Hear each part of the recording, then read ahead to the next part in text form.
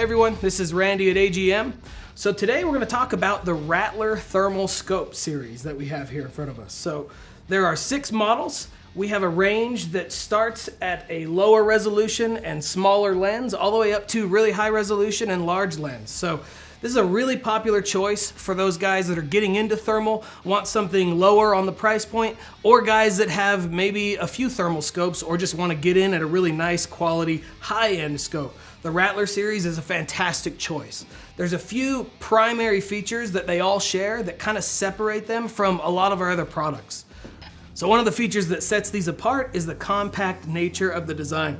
They're really short, they're compact, they're lightweight, they're low profile on the gun, so they're not going to take up a ton of rail space, they don't really get in the way, and they honestly just pack a lot of features into a small little body.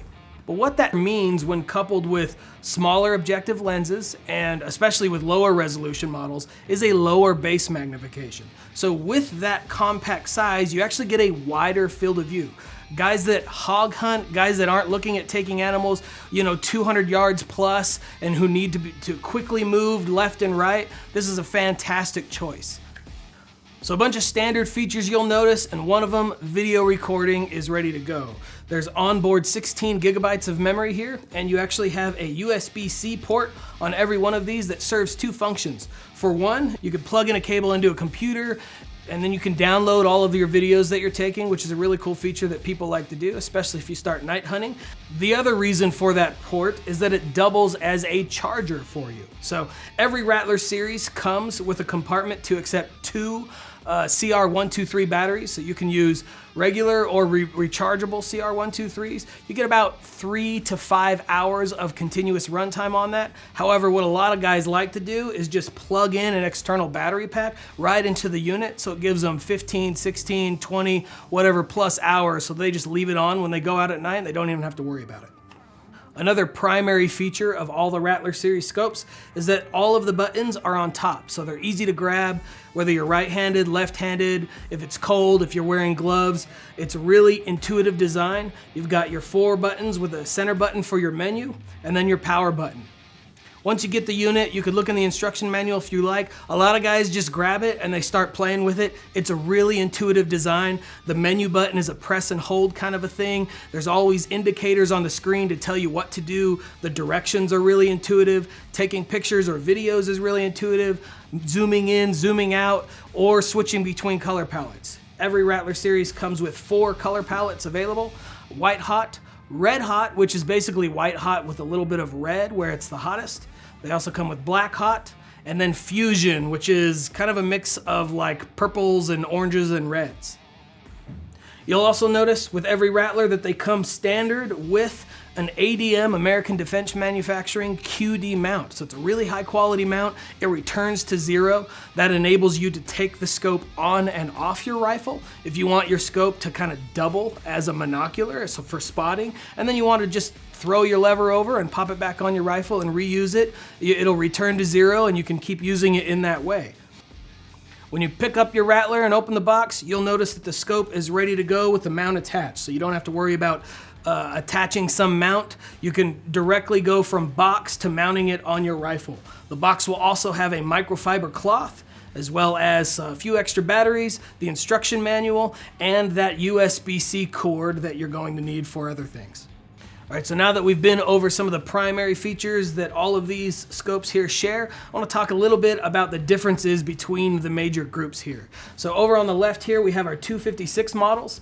These are lower resolution. They're fantastic for your entry-level guys. So for a lot of guys that aren't concerned about really taking anything at greater distances, this is a great option. That 256 resolution is kind of borderline where you want to get in to a thermal scope. A lot of guys are okay with thermal monoculars being a lower resolution, but when it comes to actually using crosshairs and identifying targets and shooting them, you kind of need to get at least into a 256. Most people prefer a 384 resolution thermal scope to make that happen. your detection range on a 256 is going to be much further than you're going to be able to feel confident in shooting. You might see something far away, but you'll have no idea what it is until you get close, especially if it's small. So if you're looking at a bunny, a small coyote, a small pig, and it's 100, 150 yards away, that's going to be kind of difficult to discern with the 256 resolution model, but we still offer that for those guys that are just kind of getting their foot in the door with thermal. Moving to our 384 series here, we have the 25 and the 35. 25 millimeter, 35 millimeter objective lens, slight difference between the two, couple $100 difference as far as price point between the two. This 35 384 scope is one of our best sellers, and for a lot of good reasons. A lot of guys, when they start researching, you start looking online, you start checking off your boxes on the primary features that you want to have in a thermal scope. Does it video record? Can I download my stuff? Does it have a QD mount? Is it ready to go? All the main features you need to just kind of get started. Usually, to get into that, your price point is significantly higher than this unit. And for that reason, we sell a lot of these. Moving over to our 640 units, we have our 35 millimeter 640 and our 50 millimeter 640. The primary differences between those objective lenses across the whole range of Rattler scopes here is really your base magnification. So we're kind of incrementally stepping in resolution, image quality, and then we're adjusting base magnification based on the objective lens. What that basically means with all of these units is that the base mag will affect how far left and right you're going to see on your screen. Keep in mind, with thermal scopes, you're actually looking and staring at a small digital screen. As such, when you zoom in and press that function on the scope, you're digitally zooming in. So if you have a 640 unit with a base mag of 2 power, you zoom in one time, you now have a 384 unit with a magnification of 4 power.